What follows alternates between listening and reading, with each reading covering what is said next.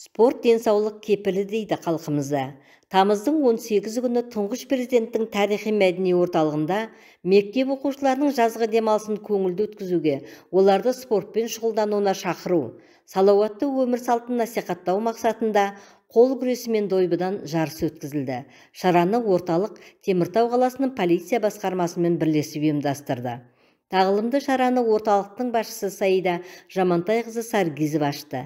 Шараның құрметті қонағы ауыр атлетикадан спорт шебері, кәсіби пауэрлифтингтен әлем және республиканың бірнеше дүркін чемпионы ардагер металлург Исақов Айтжан Ақсақал жастарға спортпен шұғылдану арқылы көптеген жетістіктерге жетуге болатыны жайлы ақыл кеңесін айтты. Мұнан әрі жастар қол күресі мен дойбыдан сайысқа түсті. Теміртаулық спортшылар талай жарыстарда елімізді әлем жұртшылығына танытып келеді. Сондықтан да бүгінде Теміртау майталман спортшылар әзірлейтін нағыз шеберханаға айналды десек артық айтпаймыз.